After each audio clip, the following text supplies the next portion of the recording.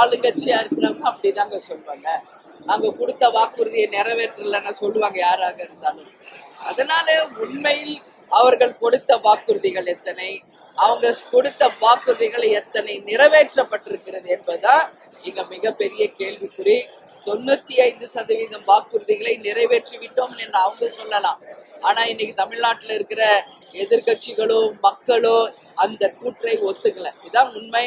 அவங்க கொடுத்த பல வாக்குறுதிகள் இன்னும் நிறைவேற்றவில்லை என்பதுதான் மக்கள் கருத்தை நான் பதிய வைக்கிறேன்.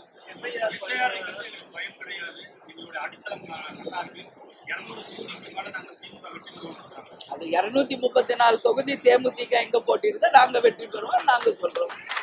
இது அந்த கட்சியின் நம்பிக்கை, அந்த கட்சியின் உறுதியான நிலைப்பாடு. அது நம்ம குறை சொல்லக்கூடாது.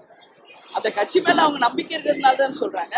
தேமுதிக அங்கம் வகிக்கும் கூட்டணி தான் இந்த முறை ஆட்சி அமைக்கும், மகத்தான வெற்றி பெறும், 234 தொகுதிகளையும் வென்றெடுப்போம் நாங்க சொல்றோம். அது எங்க நம்பிக்கை. சரிங்களா? SIR அப்படின்றது இவர் கேட்டாரு. தமிழ்நாடு முழுக்க இன்னைக்கு அந்த SIR மிகப்பெரிய அளவுல பேசப்படுகிறது. வாக்குகள் திருடப்படுகிறது, இருக்கின்ற வாக்குகள் நீக்கப்படுகிறது என்று பல்வேறு கருத்துக்களை நானும் டெய்லி பார்த்துக்கிட்டு இருக்கேன். ஆனா ஒரு விஷயம் நான் பதிய வைக்கிறேன். இந்த தேர்தல் நேரத்தில் இந்த போன்ற குற்றச்சாட்டுகள் வருவது இது தமிழ்நாட்டுல முதல் முறையெல்லாம் ஒண்ணும் கிடையாது. இது தொன்று இருக்கின்றதா. நாங்களும் கட்சி ஆரம்பிச்சு 20 வருஷமா தமிழ்நாட்டுல நடக்கின்ற அத்தனை தேர்தல்களையும் சந்திச்சுக்கிட்டு தான் இருக்கும்.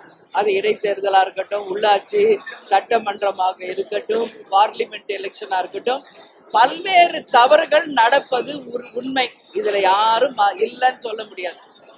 ஆதாரப்பூர்வமாக தேர்தல் நேரங்களிலும் அதற்கு முன்னாடியும் பல முறை தேர்தல் கமிஷனரையும் எல்லாரையும் சந்திச்சு நாங்க முறையிட்டு இருக்கோம் ஆதாரத்தோட.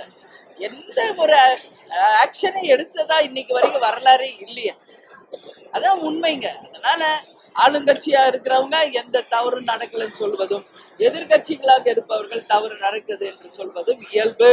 இதையெல்லாம் மீறி இதை சரியான முறையில கொண்டு செல்ல வேண்டியது நம்மளுடைய எலெக்ஷன் கமிஷனர் அவங்களுடைய வேலை.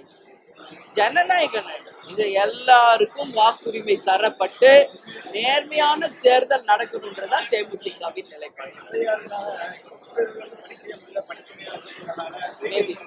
மேபி இருக்கலாம். அவங்க ஃபீல்டுல அவங்க என்ன கஷ்டப்படுறாங்கன்றது நம்மளுக்கு தெரியாது. ஏன்னா இன்னைக்கு 2 கொலைகளை தற்கொலைகள் நம்ம பார்த்தோம். ஒண்ணு கேரளா, ஒண்ணுல ராஜஸ்தான்ல ஒண்ணு. பணி சுமை காரணமாக தற்கொலைன்னு அவங்க சொல்லியிருக்காங்க. அது அப்படியே நம்ம கடந்து போக முடியாது. ஏன்னா அவங்க பணி சுமை என்ன